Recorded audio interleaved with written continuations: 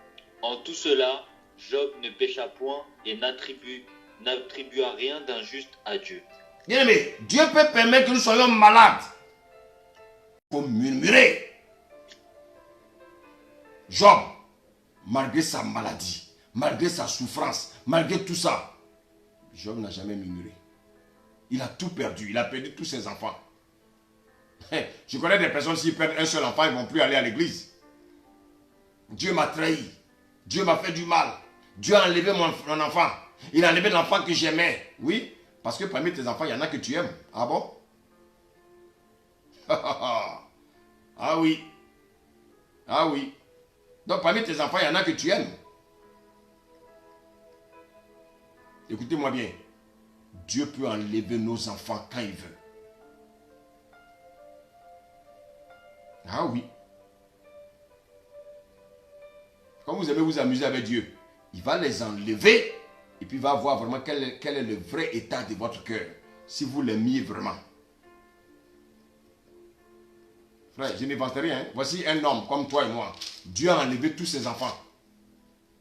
Mais il n'a pas maudit Dieu. Il n'a pas péché contre Dieu. Il n'a pas dit Seigneur, je te remis. Non.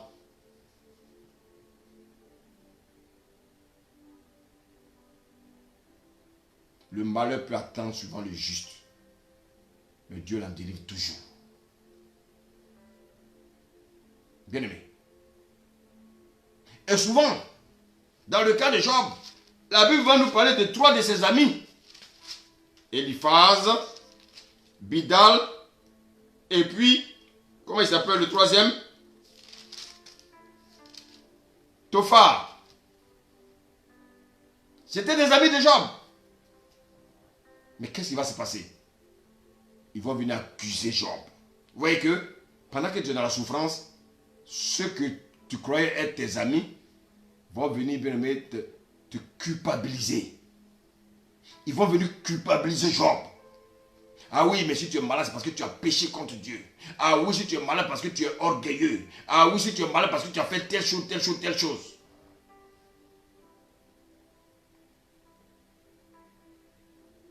C'est comme toi, homme de Dieu qui m'écoute. Il y a beaucoup qui veulent que nous tombons pour qu'ils puissent se moquer de nous. Ah ouais, il croyait qu'il était le seul qui prêchait la vérité. Voilà, maintenant il est tombé. C'est vrai, on peut tomber. Mais le plus grave, c'est de rester couché. On peut tomber, mais ayons le courage de nous relever. Il y a beaucoup qui prient pour que les hommes de Dieu tombent. Ils vont se moquer d'eux. Ah oui. Ah, c'est lui qui prêche là. Oui, il lui dit quoi? Lui, il est Dieu. Non, il n'est pas Dieu, il est homme de Dieu. Mais il prêche ce que Jésus a prêché. C'est tout. Vous prêchez la prospérité. Lui, il prêche bien aimé la repentance. Ça ne vous arrange pas. Bien aimé. Beaucoup prient pour que le ministère d'un homme de Dieu s'éteigne. Ça existe. Bien aimé, Job va souffrir entre les mains de ses amis. Ces 3 amis-là. On va lire Proverbe 26.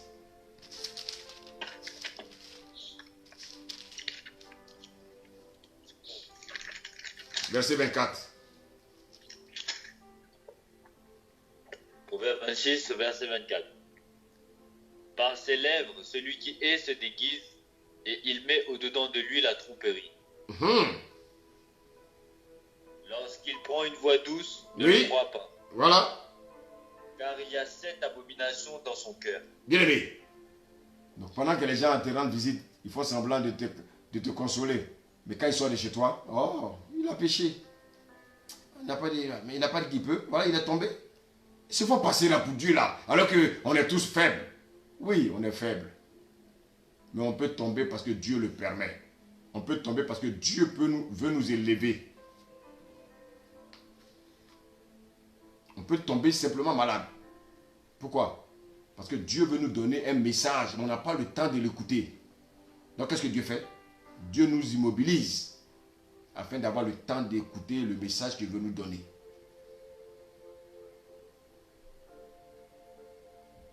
Bien-aimé, ne cherchez pas de la compassion ou de la consolation auprès des hommes. Cherchez la consolation et la compassion auprès de Dieu. En quoi faisant? En méditant la parole de Dieu.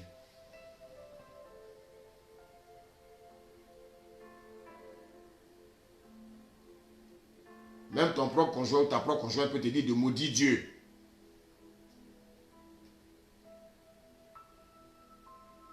Beaucoup de personnes ont une connaissance charnelle et physique de Dieu. Voici quoi, bien aimé, il ne peut pas comprendre quand un chrétien rend. Quand Dieu rend un chrétien malade.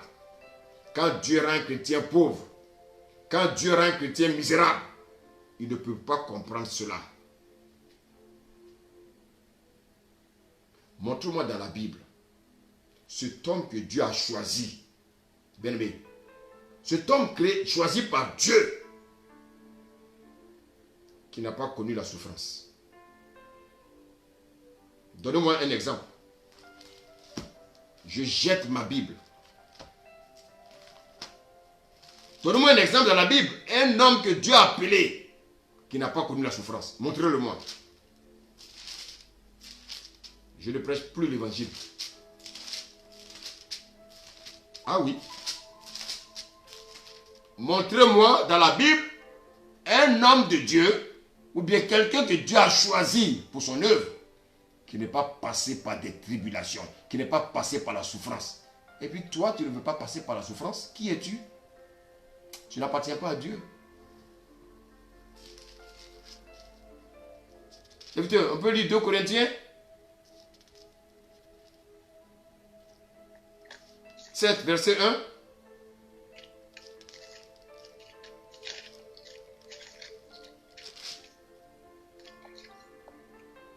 De Corinthiens 7, verset 1.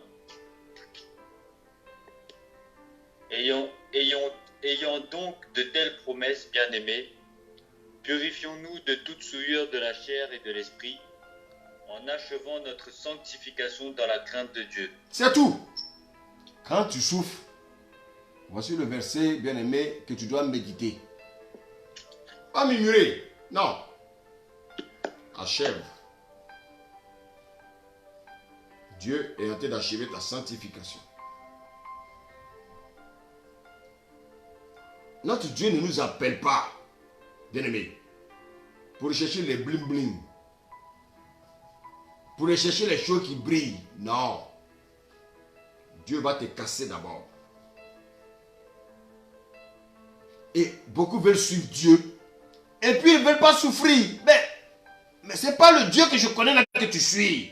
Serviteur, disons 2 Timothée 3.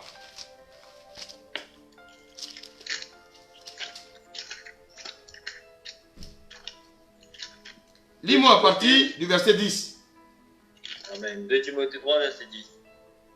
Pour toi, tu as suivi de près mon enseignement, ma conduite, mes résolutions, ma foi, ma douceur, mon amour, ma constance. Un homme de Dieu doit être constant. Il ne doit pas vaciller, il doit être constant. Verset 11. Mes persécutions. Il dit mes persécutions, mes persécutions. Paul dit mes persécutions. Écoutez-moi, chacun doit avoir ses persécutions. Sinon, tu ne mérites pas de servir le Seigneur. Le païen ne peut pas souffrir parce qu'il ne peut, lui n'est pas appelé à servir Dieu. Mais toi, tu es appelé à servir Dieu. Dieu va te faire passer par des persécutions. Continue la lecture, serviteur. Mes souffrances. Mes souffrances. Il dit mes souffrances. C'est Paul qui parle. Hein? Paul n'est pas un païen. Hein? Paul est un chrétien. De sur quoi? Le plus grand apôtre de tous les temps. Il dit mes persécutions, mes souffrances. Continue. À quelle souffrance n'ai-je pas été exposé? À quelle souffrance n'ai-je pas été exposé? Bien aimé, chaque jour, nous sommes exposés à des souffrances. Continue. Quelle persécution n'ai-je pas supportée? Et le Seigneur m'a délivré de tout. Ah, le Seigneur, malgré nos souffrances, malgré nos persécutions, malgré nos maladies, le Seigneur est présent. C'est lui qui va te délivrer. Le Seigneur ne nous éprouve pas. Il ne nous tente pas au-delà de nos forces. Il est là pour nous délivrer. Mais avant la délivrance, il doit d'abord nous apporter un enseignement. Il y a des choses qu'on n'a pas encore compris. Il faut que nous comprenions ça d'abord. Quand on a compris, Dieu nous délivre. Tous les hommes de Dieu dans la Bible ont souffert. Mais est-ce qu'ils sont perdus pour autant? Non, Dieu les a tous délivrés.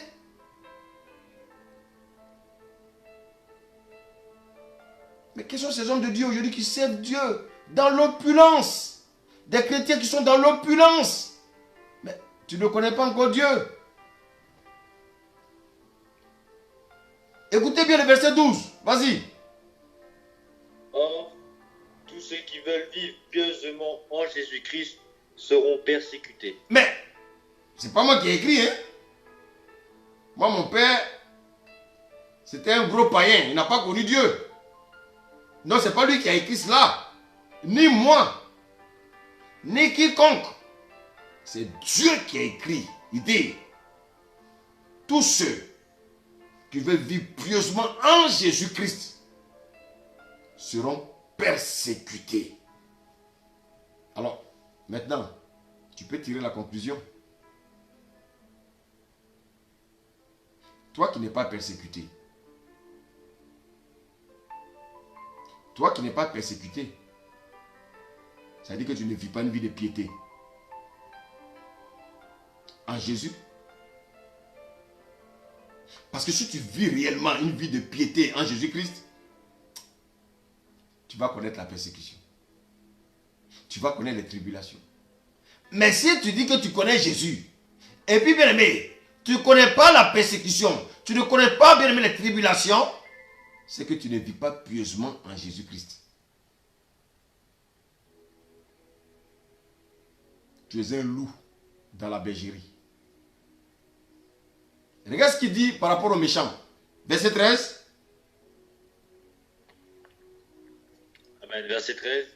Mais les hommes méchants et imposteurs avanceront toujours plus dans le mal. On te dit que les hommes méchants et imposteurs avanceront toujours. Tu ne peux pas les empêcher d'avancer. Pourquoi? Pourquoi?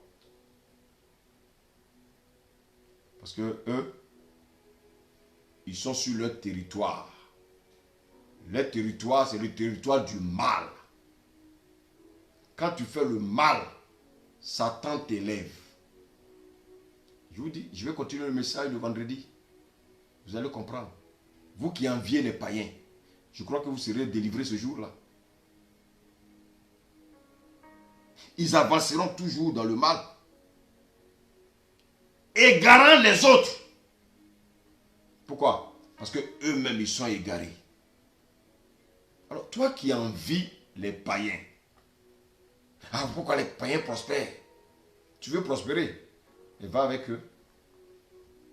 Ils vont t'égarer. Tu es libre. Et va avec eux. Ils vont te montrer comment ils font pour prospérer. Tu vas t'égarer.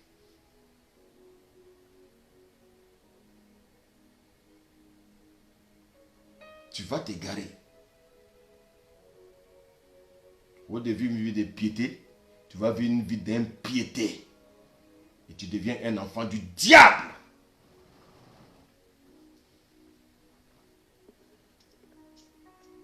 Bien-aimé. Bien-aimé.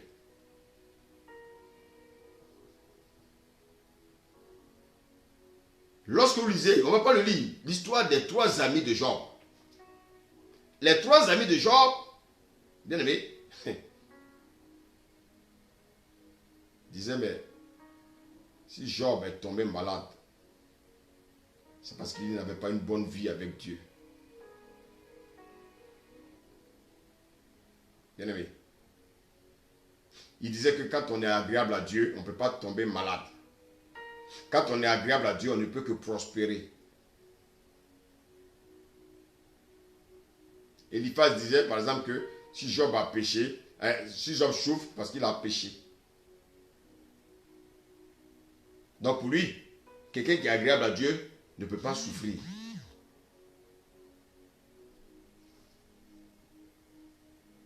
Et voici tes amis de Job, dans la souffrance, au lieu de venir consoler Job, ils viennent pour accuser Job. Bien aimé, dans ta souffrance avec le Seigneur, Satan enverra des gens pour t'accuser. Dans quel but? Afin que tu rénies Dieu. Afin que tu t'éloignes de Dieu. Écoute-moi. Quel que soit ce que tu souffres, quel que soit ce qui se passe dans ta vie, je veux ce soir t'encourager pour te dire, n'abandonne pas Dieu. Les gens vont te critiquer, les gens vont te traiter de tout, mais n'abandonne pas Dieu. Les gens viendront vous accuser. Eliphaz dira par exemple que Job, il ne récolte que ce qu'il a sémé. Bien-aimé, Job a souffert. Job a souffert. Je veux simplement te dire que si les païens sont riches, je vais t'expliquer le vendredi pourquoi ils sont riches et de quelle richesse il s'agit. Regardez comment les chrétiens souffrent. Vous souffrez pourquoi? Parce que simplement vous êtes envieux. Vous êtes envieux. Un chrétien ne doit pas être envieux. Un chrétien peut tomber malade. Un chrétien peut tomber malade toute sa vie. Tout dépend de Dieu. Mais ce n'est pas parce qu'il est malade toute sa vie qu'il a attaché un péché. Non! Un chrétien peut vivre dans la pauvreté jusqu'à sa mort. Lazare, il est mort dans la pauvreté. Est-ce que dans la Bible, il est dit quelque part que Lazare avait une malédiction? Il est dit quelque part que Lazare avait un péché? Mais si Lazare avait un péché, il ne serait pas dans le sein d'Abraham.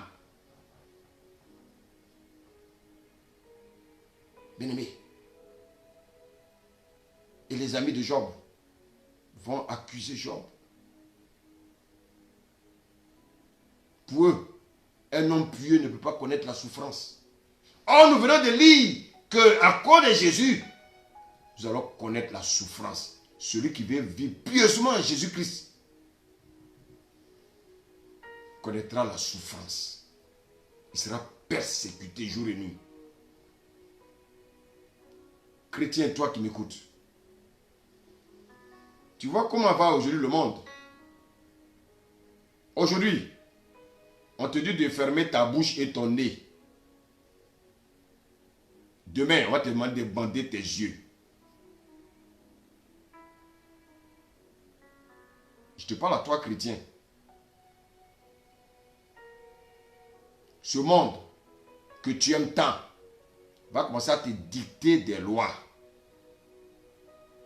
Et comme tu es rentré dans le compromis, il sera facile de t'avoir.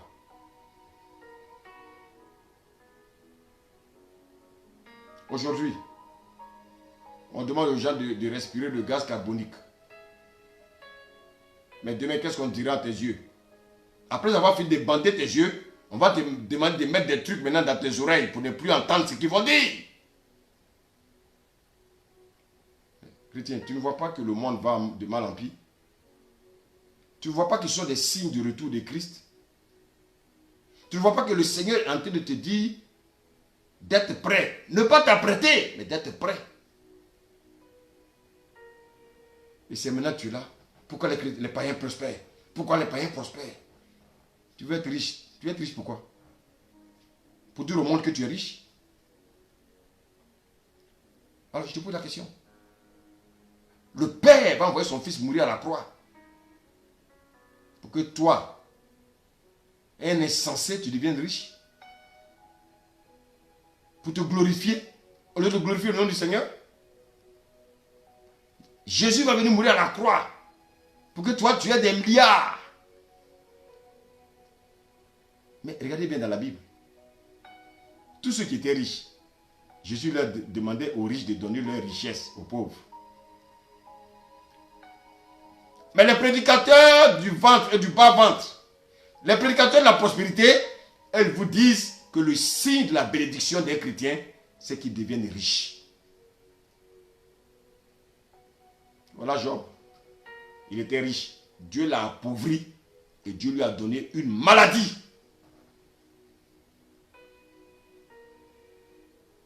Job était pieux. Mais il avait un problème. Il était charnel. Beaucoup sont dans les églises. Ils vivent la piété, mais ils sont encore charnels.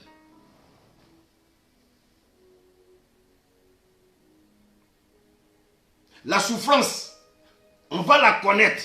On va prendre 2 Corinthiens 12.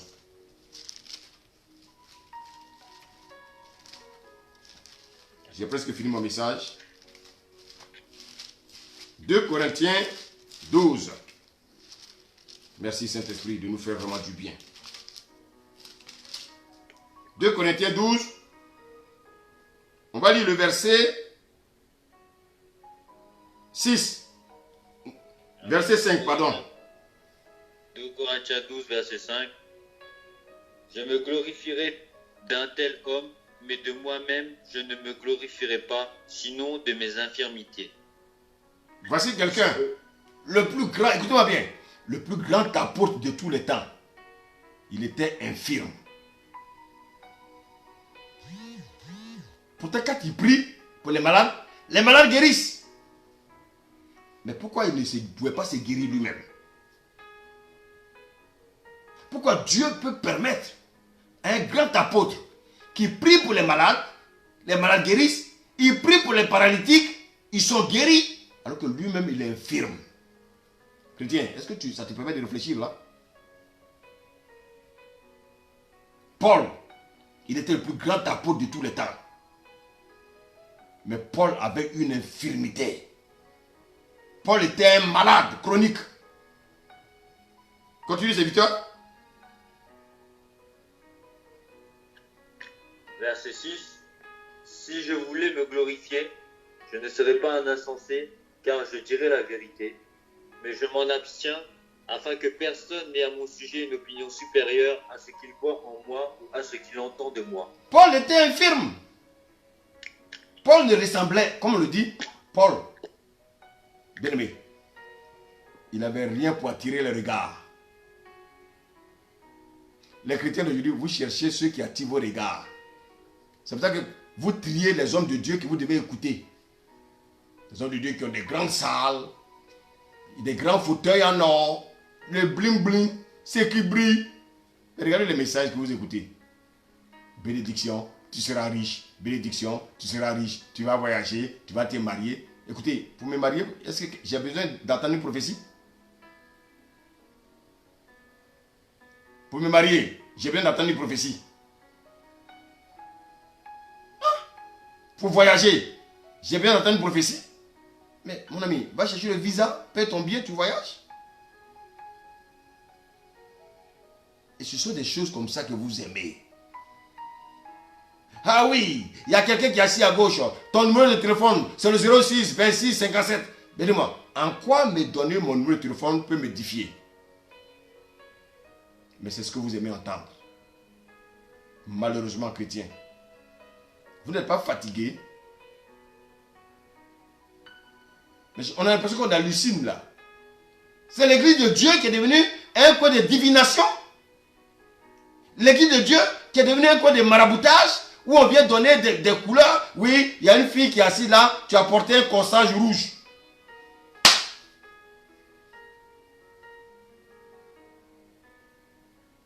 Puis il y en a qui planifient. Ils viennent dans l'assemblée, ils sont invités quelque part, ils viennent avec des gens inconnus à qui ils donnent de l'argent. Et puis quand ils commencent à prophétiser, ils prophétisent sur la même personne. Mais les gens qui sont dans l'église, il n'y a aucune prophétie. Mais vous n'avez pas le discernement? Comment se fait-il que les prophéties sont pour des nouvelles personnes? Mais c'est des gens avec qui ils ont monté le scénario. Et vous allez voir, des gens vont venir, oh, prier pour certaines qui sont venus avec des maladies fabriquées et ils tombent, on dit, ah, il a été guéri. Mais vous allez voir cette personne-là, vous ne l'avez jamais vue.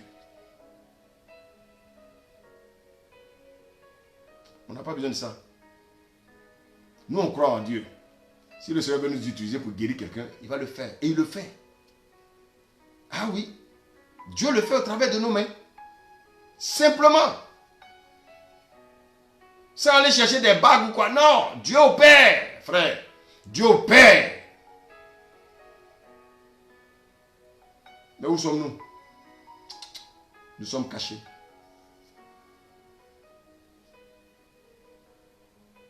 Nous ne ressemblons à rien. Oui, non? On ne ressemble à rien. Nous sommes des infirmes spirituels. Je rectifie. Nous sommes des infirmes physiques. Mais le Seigneur a eu pitié de nous. Il nous a remplis spirituellement. Afin, bien aimé, de guérir ceux qui sont dehors. Ceux qui souffrent spirituellement.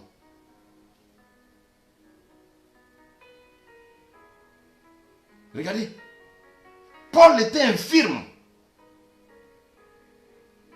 Mais malgré son infirmité, Dieu l'utilisait. Paul, bien aimé, partout où il allait, quand il claque le doigt, il prie pour un malade, les malades guérissent. Pourtant, lui-même, il ne peut pas se guérir. Vous avez vu la puissance de notre Dieu? C'est ça l'amour de notre Dieu. L'amour de notre Dieu, c'est qu'on ne peut pas le comprendre. Il fait ce qu'il veut avec nous. Toi, tu attends que Dieu te donne de l'argent, il te donne des richesses. Écoute-moi bien. Dieu ne donne pas des richesses. Donne-moi le nom d'un chrétien qui est riche. Ça n'existe pas. Écoutez, je ne parle pas des gens qui travaillent dans les Nations Unies, qui sont dans vos églises. En général, ils sont tous des francs-maçons qui sont assis là-bas, qui vous contrôlent. Je ne parle pas d'eux. Je parle de ceux-là, bien-aimés, qui connaissent Dieu, qui ont la crainte de Dieu, bien-aimés, qui n'ont signé aucun pacte. Ils viennent se cacher dans vos églises, bien-aimés, pour cacher leur vraie identité. Et comme les pasteurs sont aveuglés, ils ne peuvent pas les découvrir. Même quand il le sait, lui aussi, il est dans le pacte de la franc-maçonnerie.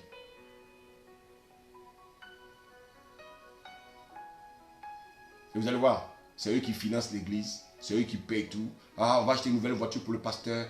Non, le pasteur est corrompu. Je ne dis pas qu'ils sont tous. Mais la majeure partie, ils comprennent ce que je dis. Vous prenez l'étiquette des chrétiens pour vous tromper. Alors que votre vraie identité, c'est la franc-maçonnerie. Vous êtes dans les loges mystiques.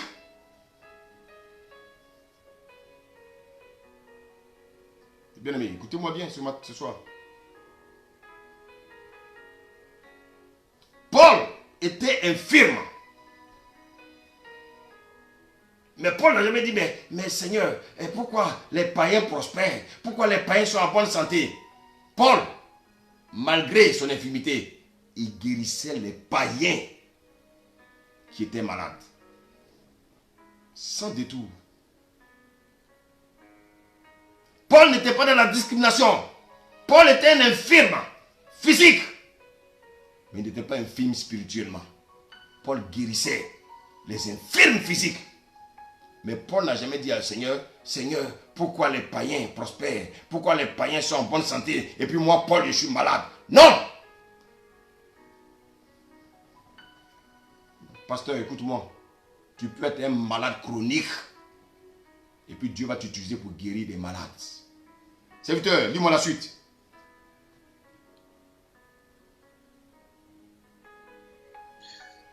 Amen. Verset 7. Et pour que je ne sois pas enflé d'orgueil à cause de l'excellence de ses révélations. Paul avait des révélations excellentes. Paul avait la puissance de Dieu. Paul avait les dons spirituels. Et Dieu savait que Paul, il était d'abord dans le monde. Il était un orgueilleux. Et Dieu savait qu'avec tous ces dons, toute cette grâce que Paul avait reçue, l'orgueil pouvait venir. Qu'est-ce que Dieu va faire? Dieu va lui donner une infirmité. Et c'est ce qu'il explique. Afin que je ne devienne pas orgueilleux. Afin que je ne sois pas enflé d'orgueil. Beaucoup d'hommes de Dieu aujourd'hui sont enflés d'orgueil. Pour un seul don spirituel, ils sont devenus enflés d'orgueil. Parce qu'ils ont construit un bâtiment où il y a peut-être combien de personnes dedans, ils sont enflés d'orgueil. Bien aimé. Et Paul savait ça. Continue la lecture. Il m'a été mis une écharpe dans la chair, un ange de Satan pour me souffleter et m'empêcher de m'enorgueillir. Donc oui, Paul avait en lui un orgueil spirituel. Et pour ne pas que cet orgueil-là le conduise en enfer, qu'est-ce que Dieu va faire? Dieu va planter une épine dans sa chair. Et un ange de Satan va souffleter et l'empêcher de s'enfler d'orgueil. Pourquoi? À cause de cette très excellente révélation que Paul avait reçue de Dieu. Paul avait reçu des choses spirituelles que les pierres n'avaient pas reçues. Pourtant, Paul n'a pas marché avec Jésus. Vous avez vu comment notre Dieu est puissant. Ce que Paul a reçu, les pierres n'ont pas reçu. La preuve en est, Paul a été celui-là qui a écrit la plus grande partie, bien aimée, du Nouveau Testament.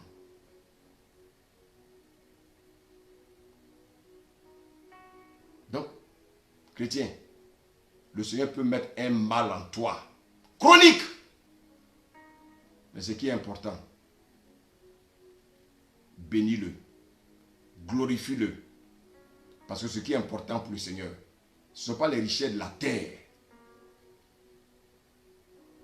Ce n'est pas parce que tu es en bonne santé.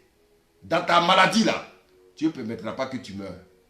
Parce que tu as une mission pour lui. Bien aimé. Job avait en lui une souffrance. Pourquoi? Parce qu'en Job, Job était un homme suffisant. Un homme rempli d'orgueil.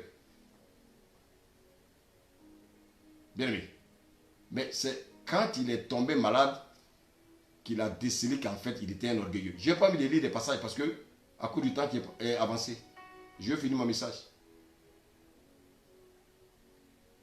Quand on voyait Job se plaindre devant Dieu, bien aimé, on se comprenait pourquoi Dieu l'a frappé. Parce que notre Dieu, c'est lui qui sonde le cœur, c'est lui qui sonde les profondeurs. Vous savez, vous pouvez paraître juste, droit et intègre devant Dieu. Mais il y a un péché que vous aimez, qui vous fait croire, bien aimé, que vous êtes propre devant Dieu. Dans notre longue marche chrétienne, bien aimé, il faut savoir une chose. Ce dont nous souffrons, bien ce dont nous pouvons souffrir, bien aimé, c'est un signal de Dieu pour nous montrer que nous sommes tenus par un péché qui nous conduit. Un péché qui est enfoui dans notre profondeur, dans la profondeur de notre cœur. Et ce péché subtil-là risque de nous disqualifier. Alors qu'est-ce que Dieu fait? Dieu trouve toujours le moyen de nous l'exposer. Bien aimé. Paul a compris. Il dit, je sais pourquoi Dieu me tient ainsi. Dieu veut que je reste humble. Bien-aimé, vous savez ce que Dieu fait aux orgueilleux? Vous savez ce que Dieu fait aux orgueilleux? Ok. Bien-aimé. Bien-aimé. Dieu, quand il sait qu'en nous, il y a encore des choses charnelles, Dieu va nous faire passer par des tribulations. Dieu va nous faire passer par des souffrances. Des gens vont nous rejeter. La maladie, des persécutions. Bien-aimé, Dieu veut nous apprendre à vivre dans sa justice. Alors, bien-aimé, pourquoi les païens prospèrent? Et pourquoi nous, les chrétiens, nous souffrons? C'était la première partie aujourd'hui. Je termine ce thème le vendredi. Alors, donc, ce que tu veux comprendre, c'est que Dieu permet à un chrétien d'être malade. Un chrétien qui est malade, ce n'est pas forcément la malédiction. Dieu peut permettre cela pour nous enseigner quelque chose. Qui fait prospérer les païens? C'est Dieu. On le saura. Est-ce que c'est Dieu qui les fait prospérer? On le saura. Mais ce que tu veux comprendre ce soir, c'est que la souffrance par laquelle Dieu te fait passer, c'est le chemin de ta bénédiction. C'est le chemin de ta croissance. Donc, n'envie pas aux païens. Même si le païen semble être en bonne santé, il est plus malade que toi. Si le païen a toutes les marques de voiture, il est plus misérable que toi. Ta richesse, c'est Christ. Ne l'oublie jamais. Ta richesse, c'est Christ. Christ en toi, l'espérance de la gloire. Seigneur, nous te disons merci ce soir. Père, tu nous as éclairés.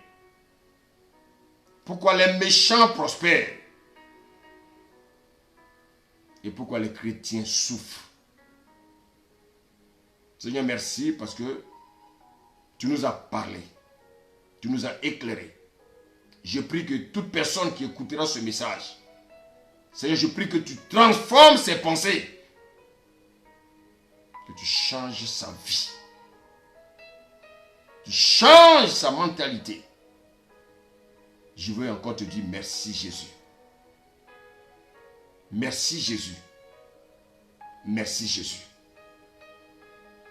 Toi qui es assis à l'endroit du Père, toi qui intercèdes pour nous, je veux simplement te dire que ton règne vienne et que ta volonté soit faite. Oui Seigneur Jésus, nous t'attendons, nous t'attendons, nous t'attendons. Afin de sortir de ce monde pourri, nous t'attendons. Que la gloire et l'honneur te reviennent. Au nom de Jésus. Amen.